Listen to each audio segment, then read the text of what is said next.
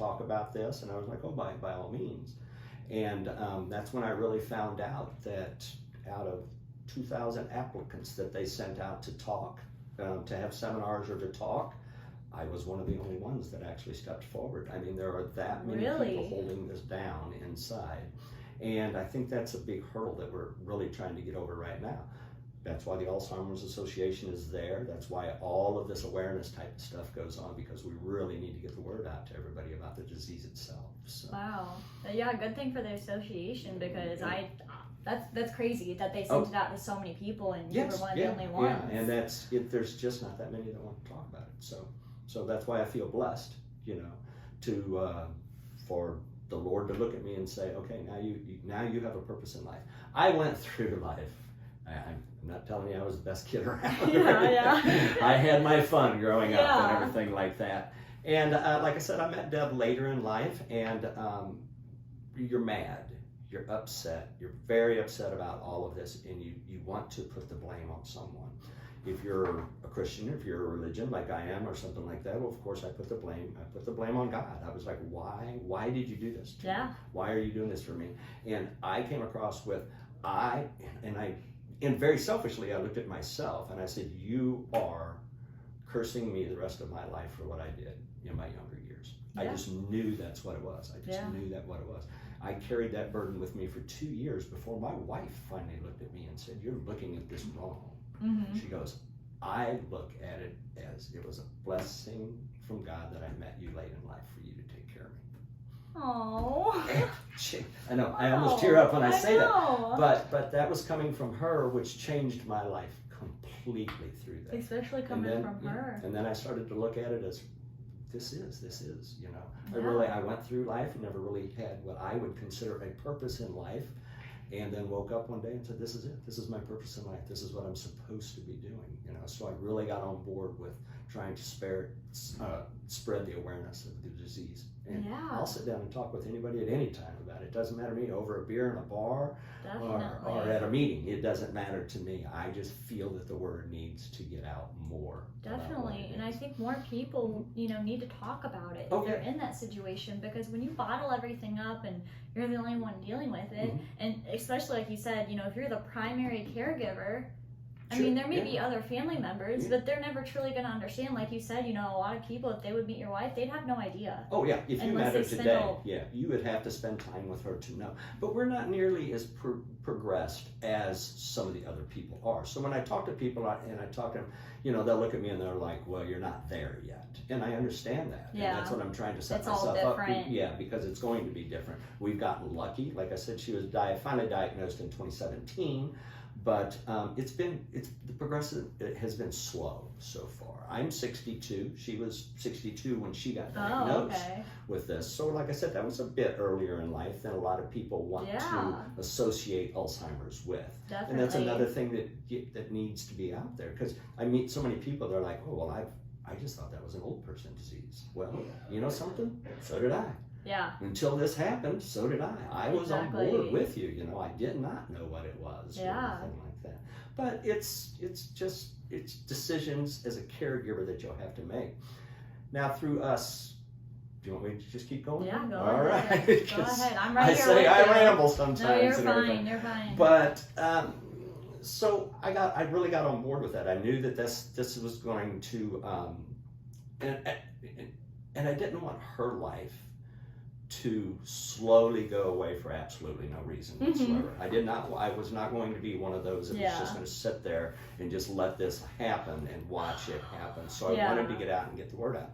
So in the beginning, it was all about the Alzheimer's Association, going to the meetings, going to all that, which is fantastic. Anybody who gets that diagnosis, get a hold of the Alzheimer's Association and get on board with that, and then choose your journey of how that is going to be able to help you. I took a lot of what I learned, but to me, towards the end of it, I felt that I had learned enough and got to the point of where, okay, you just get a hold of me when you have a cure for this, right. Because I can't learn any more about it, you're just overwhelmed with all the information that's coming trying to learn as much. And if you're just a normal person like I am, you're not understanding most of what they're telling you anyhow. They're just giving you a reason of how this happened. they don't know how it happened or anything like that. So as time went on, even though I was like that, then all of a sudden, you know, we had the whole pandemic hit, which really puts a lot of stress on everybody like that. I thought I was doing good. I thought I was handling myself very well. I'm not a person that reaches out, though.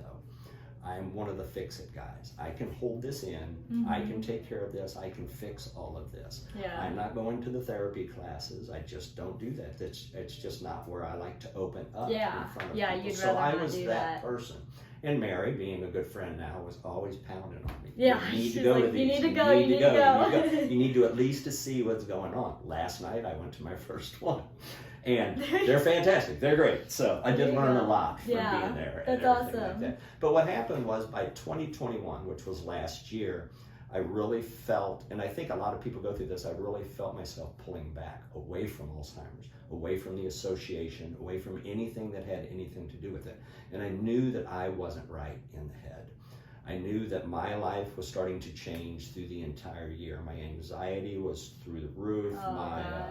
The depression was bad, and I was holding everything in. Alzheimer's Association was calling me. I wasn't returning calls. I wanted nothing to do with collections, donations, or anything. So just a few months ago, by the end, it all really finally fell apart for me late in October when, and this is how fast it comes. It's a slow progression in my mind, the way it happened, but when it got to that point, it was bad. We were eating in a Chinese restaurant late in October, and it just hit me so bad. I went into what I would call a nervous breakdown. I couldn't feed myself in the restaurant. I could not get my food from my fork to my mouth. My hands were shaking so bad. Oh my gosh. Within those few weeks of that happening, I knew that life was not supposed to be this way, and I had decided to take mine. I was done. I was not going, and this is crazy to some people. I wasn't selfish enough to kill myself, commit suicide, leave my wife on her own. We sat down, had a regular discussion about it, and decided that we were going to go together. We were done. Yeah. Then, within a week, it was like, okay, let's look at this from a different standpoint. And I actually did seek help. Went and saw a doctor. Some people like medication, some don't, but they did get me on medication, which within a month straightened me out completely. Oh, good. And I woke up in December one night and said, this is it. I've saved you. You know, he's saying I saved you for this purpose. And that's why I'm really reaching out now. More of my discussions and everything now go to the caregiver, because I have found out by being that big uppity guy in the very beginning of how that can take you so low in your life and you don't know that it's happening. No. To the point of you are no longer thinking straight and you think that suicide is the only option that you have left. I mean, you don't think about anything else except that. So and that's why I try to reach out to people when I talk to caregivers at different seminars or stuff like that. I really focus and really have all my passion towards the caregiver.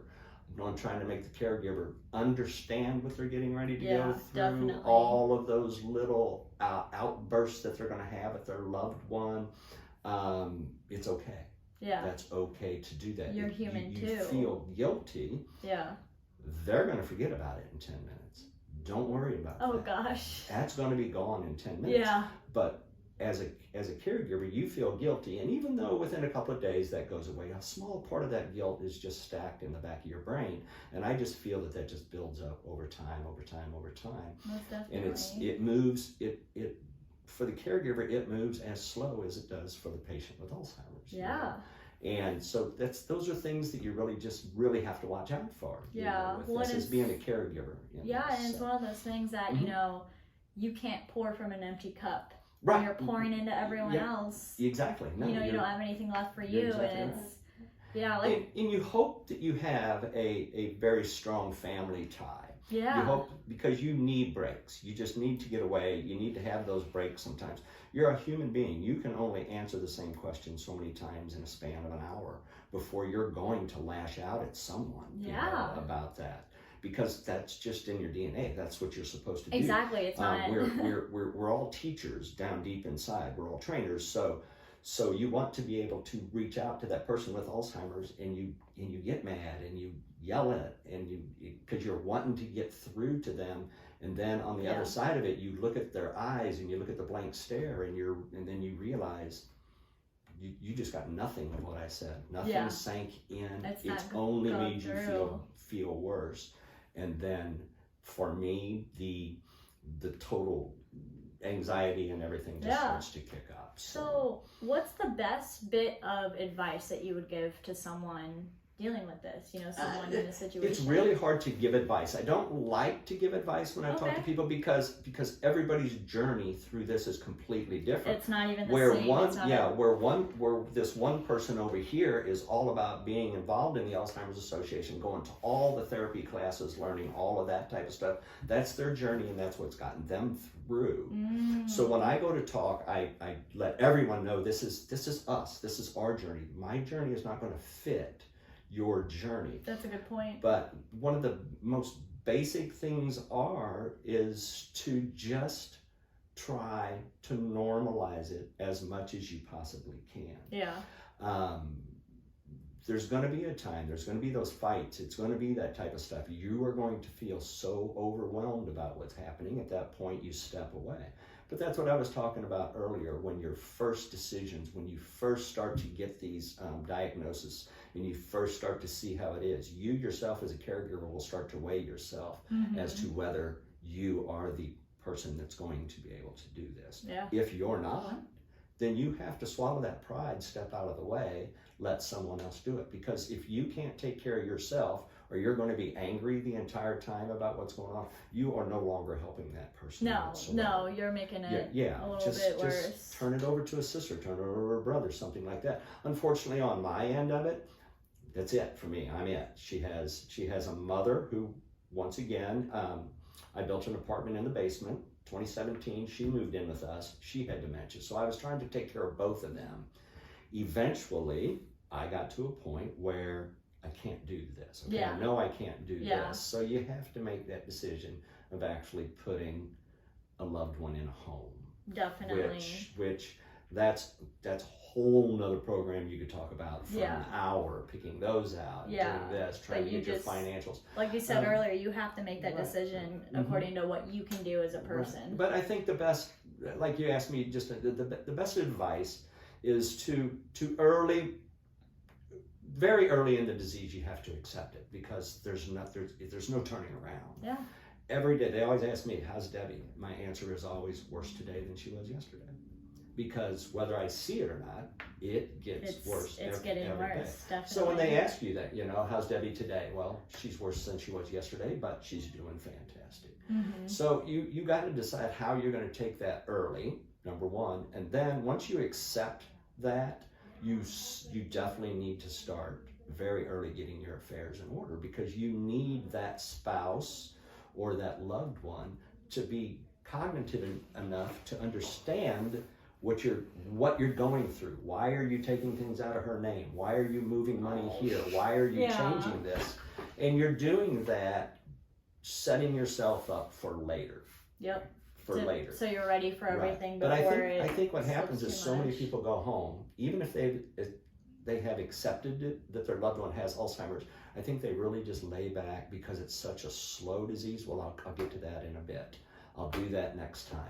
It's not that bad. I don't see that much happening, and then all of a sudden within a day it can turn on you, with anything that can happen. Yeah, so you need to get to it as soon as possible. Get in there, see your attorneys, get in there, and one of the biggest things is find an elder law attorney. Find an elder law attorney from the very beginning, and set up with him and start to talk about all this stuff. Definitely. It doesn't need to be done in a day or two. Yeah.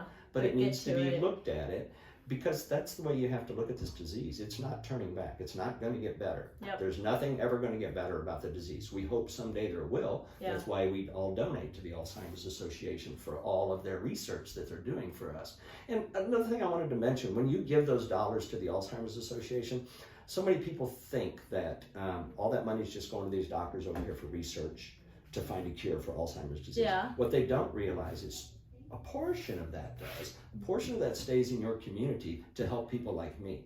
If I get to a point to where I really need to get something taken care of, see a lawyer, do something like that, we're a low income family. We don't have a lot of money or anything like that. Alzheimer's Association will reach out to us and they will handle some of those bills for you. And that all comes through donations through people like you and I. That's for the awesome. walks and all of that type of awesome. stuff. So, awesome. Well, thank you so much for being here today, Alan. No problem. If I could, I just want to mention just two more things. I had to write them down. Oh, no, you're fine. You're fine. Like I said, with the Alzheimer's Association, wonderful. Get involved with them right off the bat. They do have a phone number that's manned 24/7, and that phone number is 1-800-272-3900. And I'll put this in the description on the video Please do. as well. And that is manned 24/7. You can call them at 2 o'clock in the morning that says, hey, I'm just having this problem with this loved one. What can I do? And they will walk you through. It's a fantastic phone number to have. They're all over my house and everything. And the only other thing I wanted to mention, I really wanted to bring up because there's such good deals. St. Charles County Walk to End Alzheimer's. Yeah. That's coming up September 24th. Get a team together, whatever you want to do. If you think this disease is such a downer, a bad disease, just go to one of these things. Everything about it is a party. Everybody is having a good time. Oh. My wife actually says it's the only time of the year where she knows that it's okay to have Alzheimer's. So that's the way she looks at that. So that's why we're in it. That's the St. Charles County Walk to End Alzheimer's, September 24th. I and my wife actually belong to the Lincoln County because we live up in Troy. Yeah. That's October the 8th. And then we do have a motorcycle ride that we put on every year. It's called the Unforgettable Ride.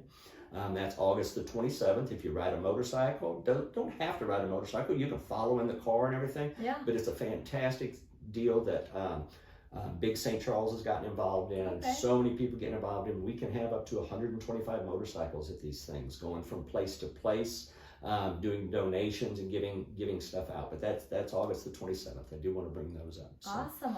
Okay. Yeah, I'll get all that. I'll put that on the description too, so people can check into that and stuff. But thank you guys for watching today.